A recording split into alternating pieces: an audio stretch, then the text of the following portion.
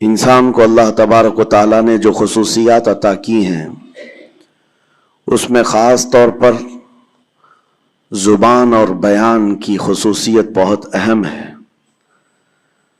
شیخ Saadi رحمۃ اللہ تعالیٰ علیہ فرماتے ہیں تا مرد سخن نہ گفتہ باشد عیب و ہنرش نہ ہفتہ باشد۔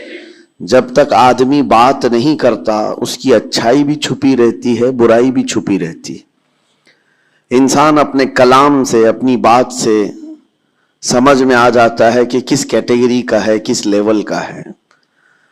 اس کی گفتگو کے آداب اس کی حقیقت بتاتے ہیں، بلکہ یہاں تک کہ اس کے نسب کا بھی پتہ لگا لیا جاتا ہے اور اس کی تربیت کا بھی اندازہ ہو جاتا ہے۔ حضرت لقمان حکیم سے پوچھا گیا نیکی کس کا نام ہے، تو آپ نے فرمایا دو چیزیں اور بہت چھوٹی ہیں۔ نیکی دو چیزیں ہیں جو بہت چھوٹی ہیں۔ کہا کیا ہے؟ کہا کہ ملاقات میں لوگ اپنے بھائیوں سے مسکرانا اور نرم گفتگو کرنا۔ ساری نیکیوں کی جڑ ہے یہ، نرم گفتگو کرنا اور لوگوں سے خندہ پیشانی کے ساتھ مسکرا کر ملاقات کرنا۔ لیکن میرے عزیزو، یہ دو چیزیں بناوٹی تو بہت سارے لوگوں کے ساتھ آ سکتی ہیں، اخلاق تصنع جس کو کہتے تکلف کے ساتھ بہت سارے لوگوں کے ساتھ آ سکتی ہیں، لیکن حقیقت میں جس انسان کی طبیعت میں یہ دو چیزیں ہونی چاہیے وہ کب سمجھ میں آتی ہیں؟ اس وقت جو مولا علی کرم اللہ وجہہ الکریم نے فرمایا کسی انسان کو اس کی حقیقت دیکھنا ہو تو غصے کے عالم میں اسے دیکھو، وہ اپنے آپے سے باہر ہوتا ہے یا اپنے مزاج کے خلاف کس طرح بات کو سن کر کے تحمل رکھتا ہے۔ سب سے بڑا پہلوان وہ ہے جس نے اپنے غصے کو کنٹرول کیا اور اپنی زبان پر قابو پا لیا، ورنہ یہ وہ لمحہ ہے جب انسان پھٹ پڑتا ہے، جو دل کے اندر ہے سب کہہ جاتا ہے۔ آپ کو میں بتاؤں، نبی کریم صلی اللہ تعالی علیہ وسلم کے عظیم اخلاق کریمہ، بخاری شریف کی حدیث ہے، حضور مسجد نبوی میں تشریف فرما ہے۔ اس وقت مسجد نبوی، آج ہو سکتا ہے آپ کے ذہن میں جو امیج ہے مسجد نبوی کی، بہت بڑی عالی شان مسجد، لیکن وہ زمانہ نبوی میں اس طرح کی نہیں ہے۔ کچی دیواریں تھی، اوپر چھپر کے چھت پڑے ہوئے تھے اور مٹی کی زمین تھی۔ یہ مسجد نبوی کی شکل اس زمانے میں حضور اکرم صلی اللہ تعالی علیہ وسلم اپنے صحابہ کے ساتھ بیٹھے ہیں، ایک دیہات کا رہنے والا شخص آیا۔ ایک بات یاد رکھیں کہ دیہات میں، گاؤں میں رہنے والوں کے اخلاق اور تمیز میں بڑا فرق ہوتا ہے، ان کے ہاں آداب کی کمی ہوتی ہے۔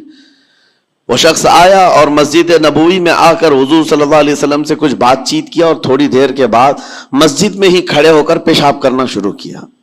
بخاری شریف میں یہ حدیث موجود ہے، جب مسجد نبوی میں کھڑے ہو کر پیشاب کرے تو صحابہ اکرام سب دیکھ کر کے دوڑانے لگ گئے، خذوہ خذوہ، پکڑو اس کو، پکڑو اس کو، اور صحابہ دوڑاتے تھے، وہ پیشاب کرتے ہوئے بھاگتا تھا پوری مسجد میں۔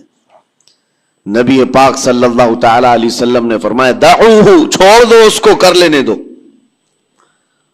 پیشاب کر رہا ہے مسجد میں، چھوڑ دو اس کو۔ جب وہ صحابہ اکرام حضور کا حکم سنتے ہیں سب پیچھے ہٹ گئے۔ تھوڑی دیر کے بعد نبی کریم صلی اللہ تعالی علیہ وسلم نے صحابہ سے فرمایا پانی کے ڈول بھر کر کے لائے جائیں۔ صحابہ سے ہی منگوایا، پانی کے ڈول بھر کر کے لائے گئے اور مسجد نبوی کے میدان میں فرش پر بہایا گیا اور صاف کیا گیا۔ اب وہ شخص نہایت ہی ڈرا سہما کھڑا تھا، میرے ساتھ کیا ہوگا پتہ نہیں، میں نے پیشاب کیا، اب مجھے یہ لوگ قتل کر ڈالیں۔ نبی کریم صلی اللہ تعالی علیہ وسلم نے قریب بلایا اور فرمایا، نہایت نرم گفتگو کے ساتھ حضور فرماتے ہیں یہ اللہ کا گھر ہے، یہاں پیشاب نہیں پیشانیاں رکھی جاتی ہیں۔ بس یہ جملہ ہے، بخاری شریف میں موجود ہے، یہاں عبادت کی جاتی ہے۔ اتنا کہہ کر رخصت ہو گئے، رخصت کر دیا۔ وہ دیہات سے آیا ہوا جو نوجوان تھا یا شخص تھا، باہر نکلتے ہی وہ کلمہ طیبہ پڑھ کر حضور کی غلامی میں شامل ہوا۔ میں نے وہ بلند عالی اخلاق نہیں دیکھے۔ نبی کریم صلی اللہ علیہ وسلم کے بارے میں قرآن کہتا ہے فَبِمَا رَحْمَةٍ مِّنَ اللَّهِ لِنْتَ لَهُمْ، اللہ کی رحمت سے آپ لوگوں کے لیے نرم ہے، اس لیے لوگ آپ کے ارد گرد لگے ہوئے رہتے ہیں۔ وَلَوْ كُنْتَ فَظًّا غَلِيظَ الْقَلْبِ لَانْفَضُّوا مِنْ حَوْلِكَ، اے رسول اگر آپ سخت دل ہو جائیں تو پھر یہ سب چھٹ جائیں گے، آپ سے دور ہو جائیں گے۔ اس رسول کے لیے جب کہا گیا ہے کہ اگر آپ سخت ہو جائیں تو لوگ چھوڑ کر کے دور ہو جائیں گے، تو ہمارے اور آپ کے لیے کس قدر لہجے کی پابندی ضروری ہے۔ ہاں عزیزان گرام وقار، اپنی گفتگو، اپنے کلام، اپنی بات چیت سے آپ اپنے سلیقے بتاتے ہیں۔ گالی گلوچ کرتے ہوئے جن کی صبح شامیں ہوتی ہیں ان کو دیکھ کر کے ہی پہچان میں آ جاتا ہے کس گھر سے یہ تعلق رکھتا ہے، کہاں ان کی تربیت ہوئی ہے، کس طرح ان کے آداب سکھائے گئے ہیں۔ اسی لیے میرے عزیزوں، بچوں کو آوارہ بھی نہ چھوڑ دینا کہ وہ اپنی زبان گلی کوچوں سے سیکھ کر کے جائیں۔